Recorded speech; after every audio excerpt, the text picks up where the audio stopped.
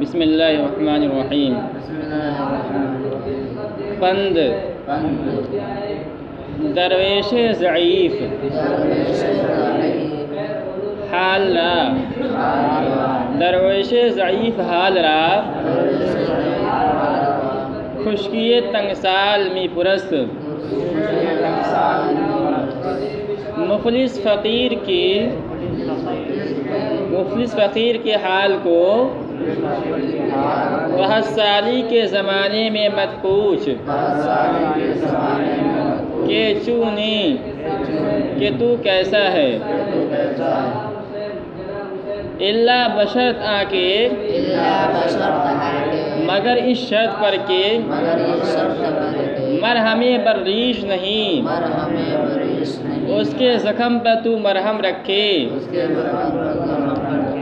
و معلوم پیش اور کچھ روپیہ اس کو دے۔ کہہ رہے کہ اگر کہیں بہت زیادہ قحط سالی کا زمانہ آ گیا، کہیں قحط پڑ گیا، تو اس حالت میں جو غریب آدمی ہو، فقیر آدمی ہو، ان سے خیریت نہیں پوچھنا چاہیے۔ ان سے اگر تم کچھ دینا چاہتے ہو تو پوچھنا چاہیے۔ کیوں بھائی؟ اگر کوئی غریب آدمی ہوتا ہے نا، اس سے آدمی پوچھتا ہے کہ بھائی کیسے ہیں، کیا حال چال ہے، صحیح نہیں، تو اس آدمی کو امید ہو جاتی ہے کہ لگتا ہے مجھے کچھ میری مدد کرنے والے ہیں مجھے۔ اب اگر اس کو امید ہو جاتی ہے، اب اگر مدد نہ کرے آدمی اس کی، تو اس کی دل شکنی ہوگی نہیں ہوگی، اس کی دل شکنی ہوگی۔ تو اس لیے ایسے آدمیوں کے حال چال، خیر خیریت تفصیل سے نہیں لینا چاہیے۔ اگر کچھ دینے کا ارادہ ہو تو خیریت پوچھو۔ بات ہماری ہے۔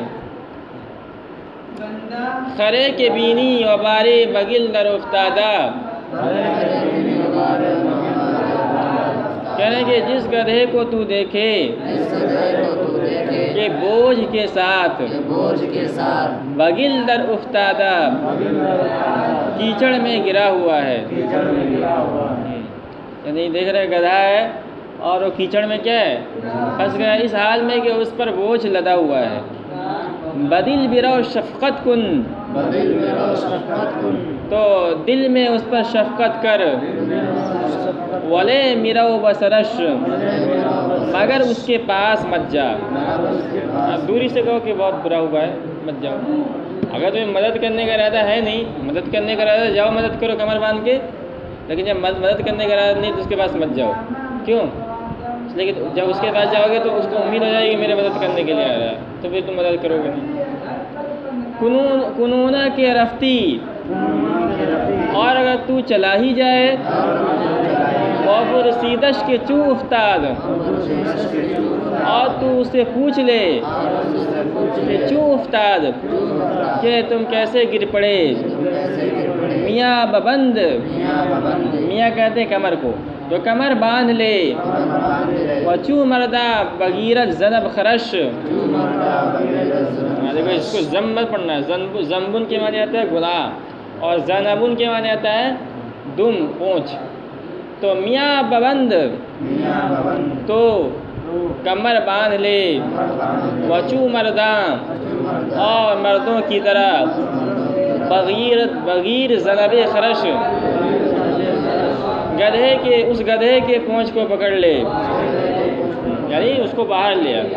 جب تو اس کے پاس چلا گیا تو اب کیا کر، اس کی مدد کر۔ اگر تجھے مدد نہیں کرنا تو اس کے پاس جانا ہی نہیں چاہیے تھا۔ حکمت، دو چیز مخالف عقل است،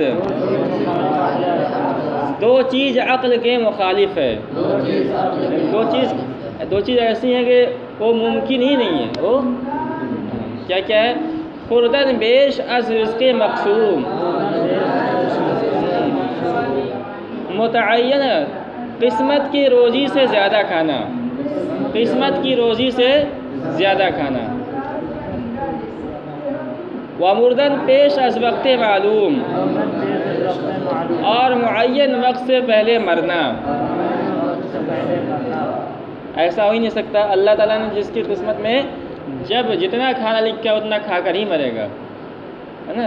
خطبہ سنتے ہیں نا، الا وان نفسا لن تموت حتى تستكمل رزقها، کہ کوئی نفس، کوئی آدمی، کوئی جان اس وقت تک نہیں مر سکتا جب تک کہ اپنا روزی پورا نہ کرنا، جس کی قسمت میں جتنا روزی لکھا ہے اتنا کھا کر ہی مرے گا وہ، اور جس کی قسمت میں اللہ تعالیٰ نے جتنی عمر لکھ دی ہے اتنا ہی عمر کے اندر مر جائے گا، مطلب یہ۔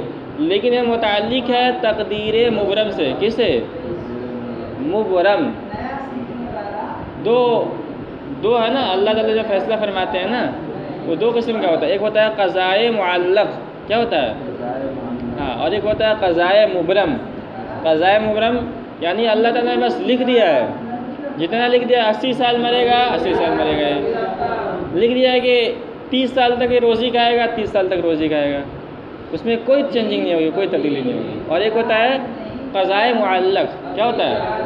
ہاں، کہ اللہ تعالیٰ اس کو معلق کر دیتے ہیں کہ اگر اس نے والدین کی خدمت کی تو اس کی عمر 5 سال بڑھا دیا جائے گا، سمجھ؟ اگر اس نے صدقہ و خیرات کیا تو اس کی روزی 10 گنا بڑھا دی جائے گی، تو اگر وہ صدقہ خیرات کرے گا تو اس کی روزی ملی بڑھ جائے گی، نہیں کرے گا تو اتنی بنی رہے گی۔ اگر والدین کی خدمت کرے گا تو اس کی عمر کے اندر اضافہ ہو جائے گا، ورنہ تو یہ جو انہوں نے کہا نا یہ قضائے معلق سے متعلق نہیں ہے، بلکہ کس سے متعلق ہے؟ قضائے مبرم سے۔ سمجھ رہی بات؟ اچھا، قطعہ قضا دیگر نشود، تقدیر بدل نہیں سکتی، در ہزار نالہ و آہ،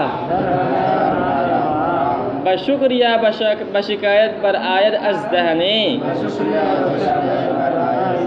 اس ہزار نالہ اور فریاد سے یہ شکر یا شکایت کی شکل میں لوگوں کے منہ سے نکلے۔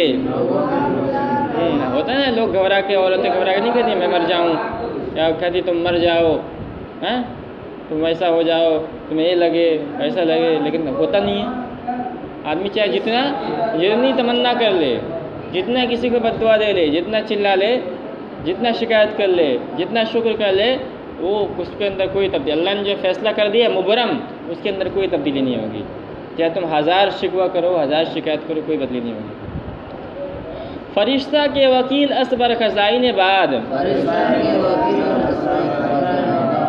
وہ فرشتہ جو ہوا کے خزانوں پر مقرر ہے، چہ غم کند کے اس کو کیا غم ہوگا، کہ بمیرت چراغ پیر زنے، کہ کسی بوڑھیے کا چراغ بجھ جائے۔ جو اللہ تعالیٰ نے ہر فرشتہ کو مقرر کر رکھا ہے نا، تو ہوا کا فرشتہ حضرت میکائیل علیہ السلام کو بنایا ہے۔ کس کو بنایا ہے؟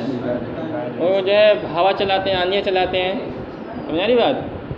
ابھی سوچو کہ کیا وہ دیکھتے نہیں ہیں؟ پہلے زمانے، آج کے زمانے میں لائٹ وغیرہ، پہلے کے زمانے میں کیا ہوتا تھا؟ چراغ ہوتا تھا۔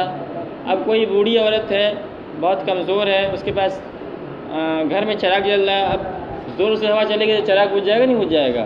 اس زمانے میں جلانے کے لیے آگ بھی نہیں ہوتا تھا، تو میکائیل علیہ السلام اتنا نہیں دیکھتے تھے کہ جو ہے میں زور سے ہوا چلاؤں گا تو اس بڑھیا کا چراغ بجھ جائے گا، تو میں ہوا زور سے نہ چلاؤں۔ کیوں چلاتے تھے؟ اس لیے کہ اللہ کا حکم تھا، بس اللہ نے جیسا لکھ دیا ویسے ان کو کرنا ہے، سمجھ آ رہی ہے؟ چلو